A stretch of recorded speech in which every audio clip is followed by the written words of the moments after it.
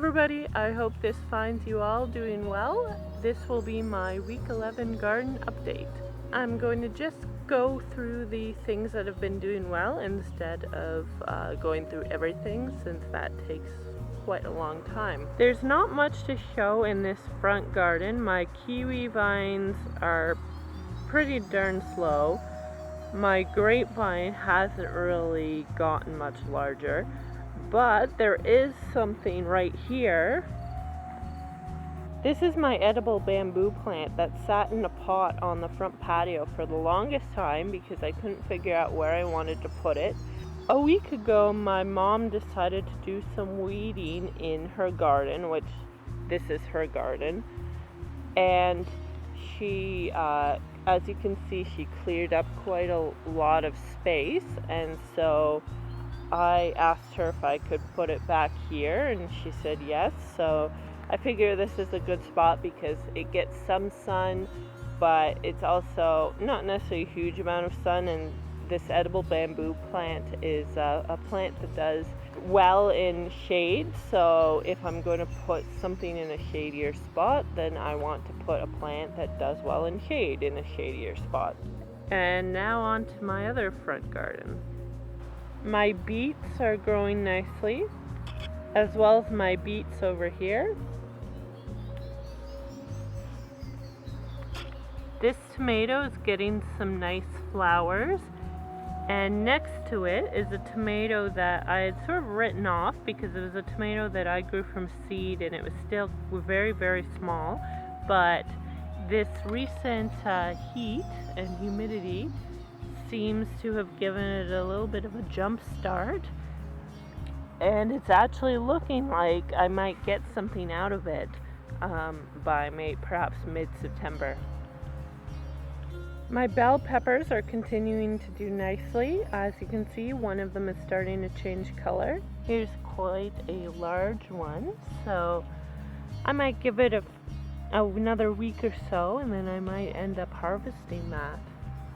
Over here is one of my achocha plants, which has done quite well, and it's growing pretty quickly too. About 3 days ago, it was only about this high, and in 3 days it has gone up all the way almost to the top. I mean, if you count the tendrils as part of the plant. This tomato plant is also really impressive. It was probably only a week ago that I initially managed to stick it through these squares, and so it's grown quite a lot since then. So this is a bean plant here, and I was wondering for a long time what this is. And the thing is, this is a bean because this is my Chinese mosaic bean plant, which is also known as a type of asparagus bean. The beans get quite long, so I'd hoped that this would be able to climb a bit more, but it hasn't been climbing. I'm not sure why. It looks like there's another bean starting to grow here. I'm thinking I might harvest this soon and just eat it and see what it tastes like. What comes next here is pretty exciting. This is one of my cucumber plants, and as you can see, there's quite a good sized little cucumber right there, so that's super exciting. There's another one right above it, and tons of flowers. This achocha is slowly getting higher. I originally had to use a piece of straw to help it climb up to the first level of this trellis. These cucumbers are starting to flower. And again, this achocha has climbed up the piece of straw that I gave it and has started to get onto the trellis.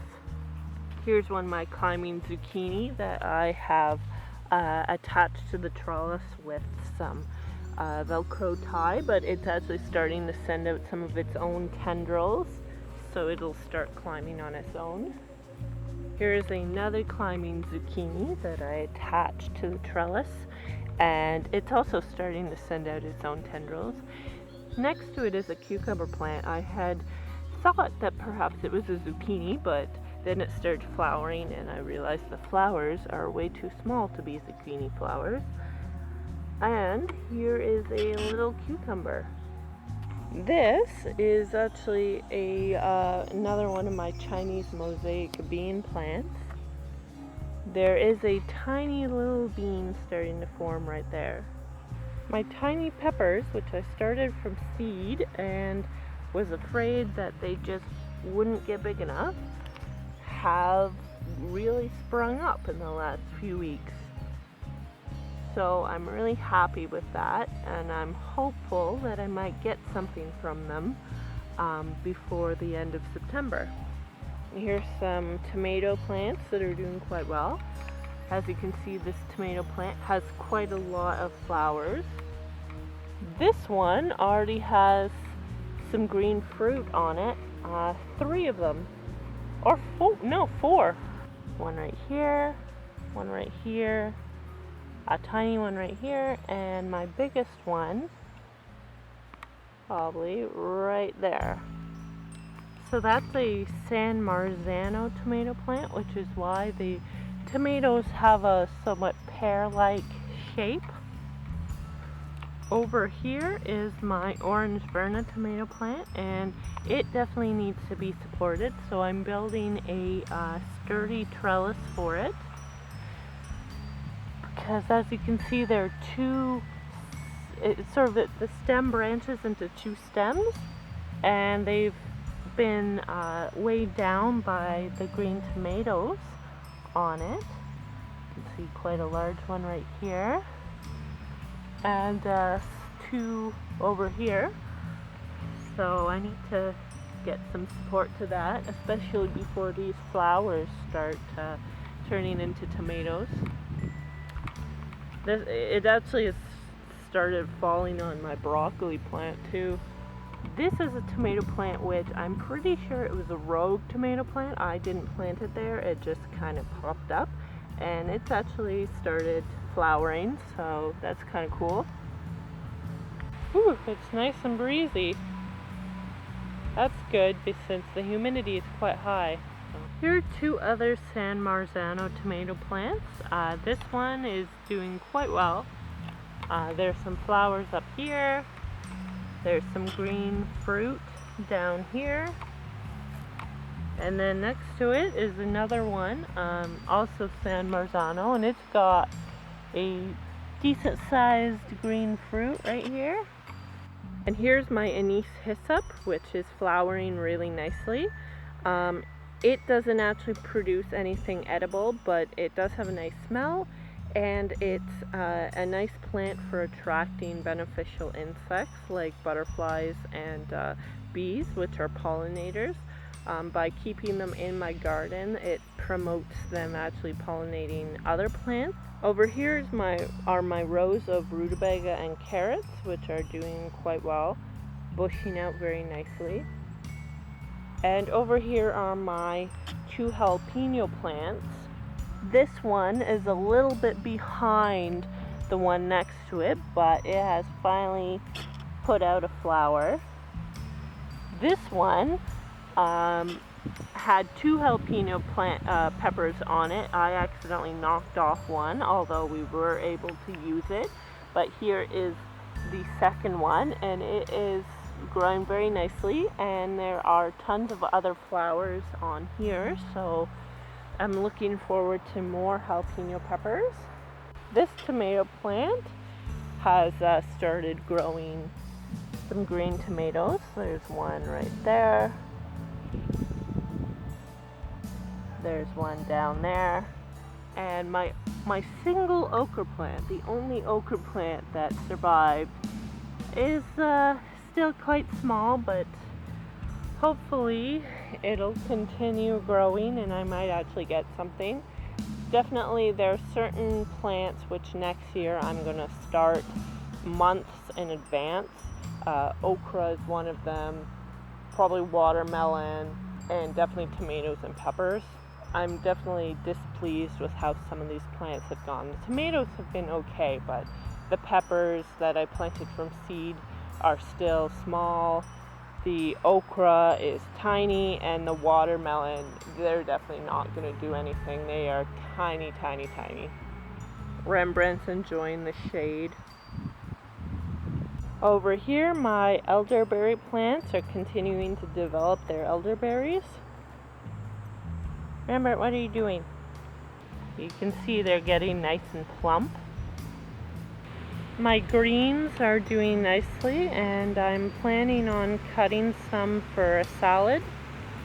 My sweet potatoes are really starting to range out, so that's exciting. I can't wait to dig them up and see what they look like.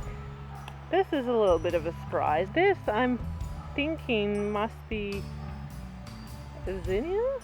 I mean, I thought that echinacea was there, but that's definitely not an echinacea flower. So my Jerusalem artichokes are huge, especially that one on the left. There's a third one that unfortunately fell over, so I'm hopeful that, you know, it's still developing under the ground. My rhubarb is still thriving.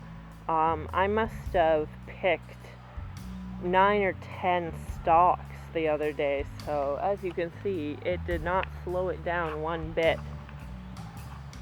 And my garlic, I think, is slowly approaching maturity. As you can see, some of the leaves are turning brown, which I've seen that once about half of them turn brown, that's when I can harvest them.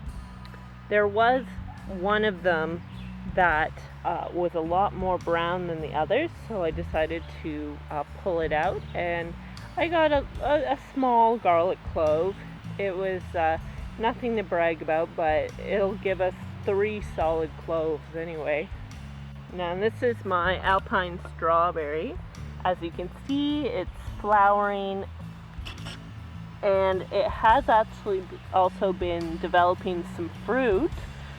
Unfortunately, I think the animals or the insects have been getting into them, because we had a gigantic strawberry that was probably only a week away from maturity, and it's gone, so something's gotten at that plant.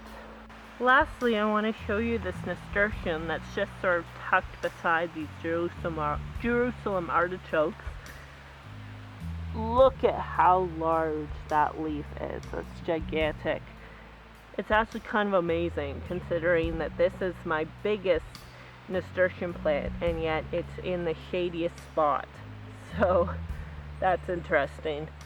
But as you can see, there's some nice flowers. Both the leaves and the flowers are edible. I haven't tried eating the flowers yet, but I have thrown in the leaves into a salad as well as into a pesto. They can be used sort of like arugula because they're very peppery. I really like them in a pesto, actually, with some basil. They add a really nice zip. So that finishes my week 11 garden update. Hope you guys found it interesting. I'm really excited to see how some of the plants continue to mature, especially if I can start to harvest some vegetables like those cucumbers or bell peppers. I'm still waiting for the chocha to actually start flowering and start producing, but the plant itself is doing quite well, so I'm hopeful that flowers and fruit won't be too long after. So thanks for following along with me, and if you like this, please like and subscribe. I'm definitely going to be putting out some more videos soon, including a weekly update. So I'll see you guys later, and happy gardening.